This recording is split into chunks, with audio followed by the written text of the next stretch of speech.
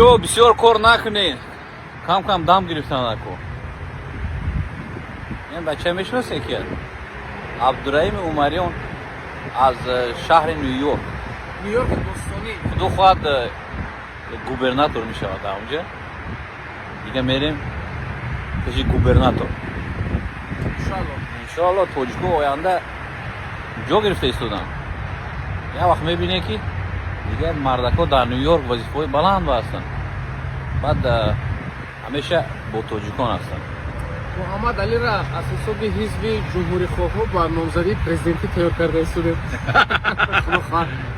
انشالله میخوایم که نسل‌های نوی توجیک ترکیست نباشد، ساختمانچی نباشد، یعنی که همیشه به علم رود، به تجارت رود.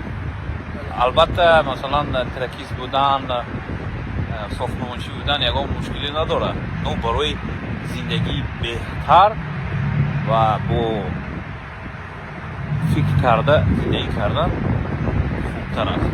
همه کار خوب است، ما میخوایم که باز هم بالاتر باشه. هیچ کس یکم خیالی بزرگ نکنه. همخونه؟ بله. مهم اون است که در میان صدها ملت، در میان صدها خلق و خلاقی که امروز در امریکا در این کشوری بر اصطلاح امکانیت ها زندگی دارن، ما دیدیم چگونه مثلا دیگر ملت ها توانستن از راهی یا توسط اون انتخاب های درستتر به خلاقه موفقیت زودتر رسیدن. حتی خیلی شرط نیست نموشون گرفتن. بعضا ملت های هست که در نظر ساده میتوبن میبینه در امریکا گمان نمیبرد که اینها اینقدر زود در یک کوتاه مدت مثلا در میانشان صدها هزارها نفر فقط در ساحه آیتی به حد موفقیت رسیدن، آیتیشنیک و علاقه مولتی میلیونر نه به حد میلیاردری رسیدن. و طبیعی است که هر یک اونها در حیات صدها نفر دیگر از هموطنان خودشان سهمگذار میشن، صدها نفر و گیم زمینه فراهم میارن که باز بیشتر و بهتر موفق شود. به همین خاطر هر قدر میکنیم نسل نورسه در راه آموزش علم، در راه انتخابی کسب‌های بهتر ترغیب کنیم، تشویق کنیم.